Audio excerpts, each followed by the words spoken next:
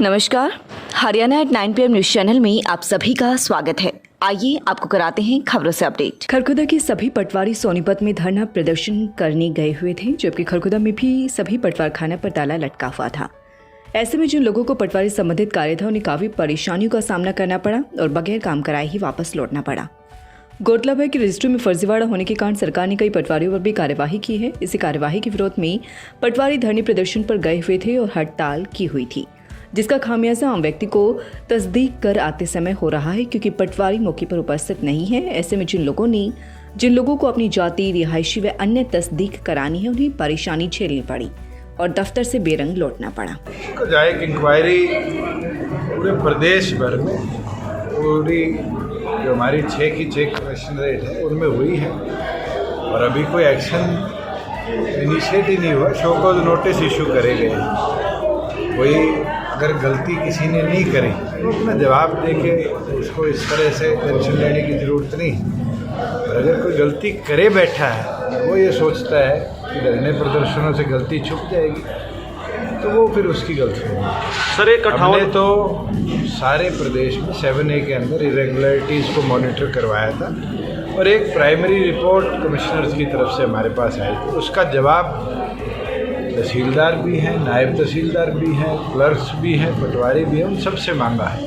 और मैं तो चाहूँगा कि प्रदेश में हमारा लक्ष्य है कि क्लियर गवर्नेंस मिले और उसके अंदर तमाम अधिकारी भी आना चाहिए। लेकिन ना तो कोई घोटाला है, इरेगुलरिटीज़ है, और वो किस लेवल की है वो एकदम कहना तो पॉसिबल नहीं है। अभी तो शो कॉज इशू हुए, कहीं पर पटवारी द्वारा कोई एंट्री गलत करी गई है, कहीं पर रेवेन्यू क्लर्क ने डॉक्यूमेंटेशन पूरी नहीं करी, कई बार सब रजिस्ट्रार ने सारी ऑब्जेक्शंस के बाद भी रजिस्ट्रियाँ करी हैं। तो एक एक को मॉनिटर किया जाएगा। ये आंकड़े तो वो है जिनके अंदर कमिश्नर्स को ये लगा कि रेगुलरिटीज़ हो सकती। दुष्कर्म पीड़िता के घर पत्थरबाजी, जान से मारने की धमकी भी दी। खरखुदा में मौलवी द्वारा गुरु शिष्य के रिश्ते को कलंकित करने का मामला। खरखुदा में दुष्कर्म पीड़िता नाबालिग के घर पत्थर फेंककर हमला किया गया। इस पत्थरबाजी में परिवार का कोई सदस्य घायल तो नहीं हुआ, लेकिन परिवार में भय का माहौल है। पीड़ित परिवार ने मामले की शिकायत पुलिस को दी है। शिकायत में बताया गया कि आरोपियों ने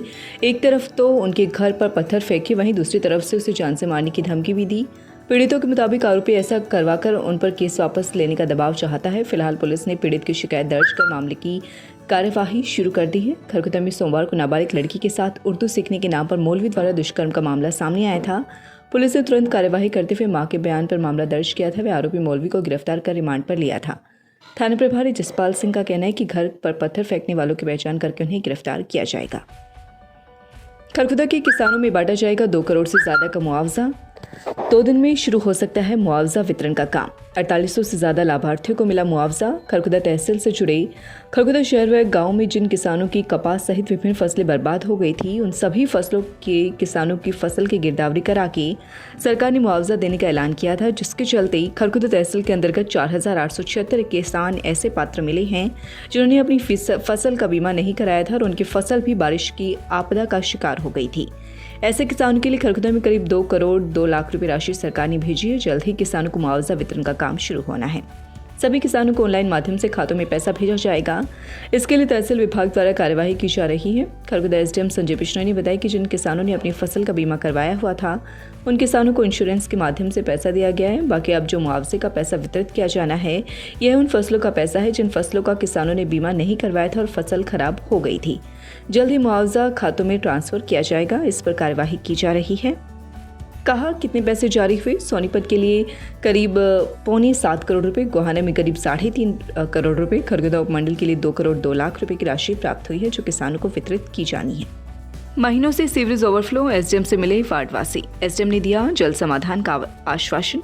खरखुदा की वार्ड 15 की सैनीगढ़ी मोहल्ला में सीवरेज के मैनहोल ओवरफ्लो हैं, जो कि कई महीनों से ओवरफ्लो हैं, जिनकी शिकायत जन स्वास्थ्य विभाग को कई बार दी गई है, लेकिन सीवरेज मैनहोल को आपस में कनेक्ट करने की कार्यवाही विभाग ने आज तक नहीं की। मौजूदा हाल में भी सीवरेज के मैनहोल से गंद निकालकर गलियों में फैल रहा है, जिससे आसपास का वातावरण तो खराब हो ही रहा है, साथ ही गली से गुजरने वाले बच्चों व राहगीरों को काफी दिक्कतें हो रही हैं। एनजीटी के निर्देशों का भी उल्लंघन हो रहा है। गुरुवार को सुमेर सिंह, मुकेश कुमार, रणधीर सिंह, सुनील कुमार, प्रदीप, ओम प्रकाश, उमेद सिंह सहित कई गणमान्य व्यक्तियों ने खरखुदा एसडीएम से मिलकर उचित कार्यवाही की मांग की।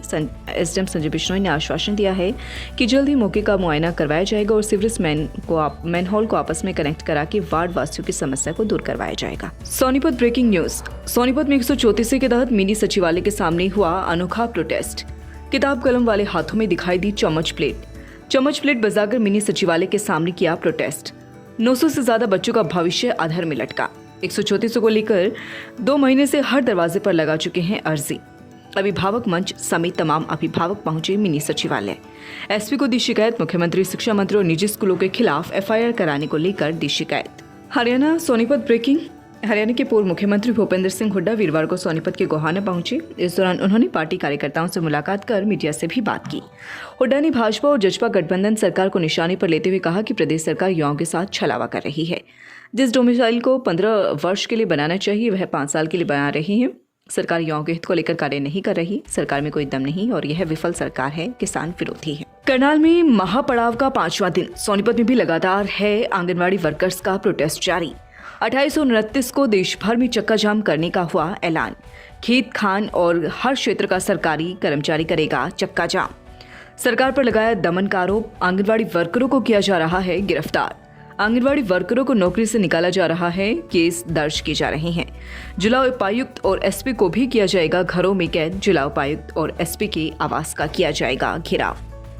ग्रेजुएट छात्राओं को सरकार देगी 25-25 हजार रुपए। जानिए कैसे उठाएं फायदा। बालिका स्नातक प्रोत्साहन योजना। राज्य सरकार की तरफ से लड़कियों के लिए बालिका स्नातक प्रोत्साहन योजना चलाई जाती है। इस योजना में ग्रेजुएशन करने वाली छात्राओं को सरकार 25-25 हजार रुपए देती है।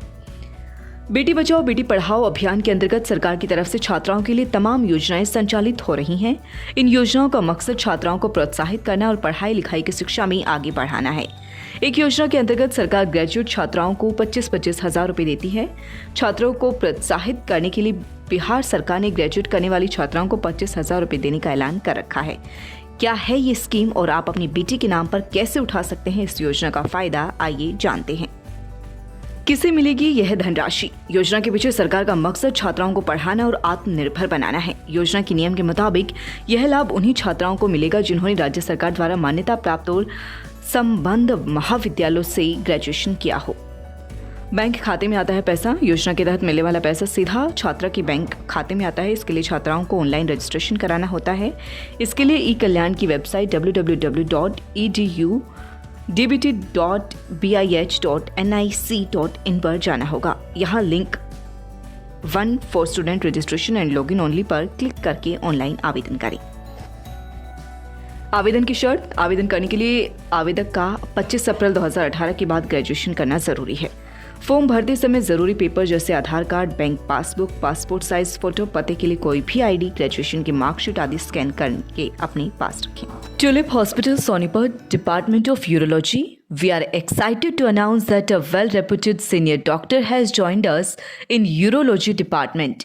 Dr. Gaurav Singh Randhawa, laparoscopic uro-oncosurgeon. OPD timing morning 9 a.m. to 10 a.m.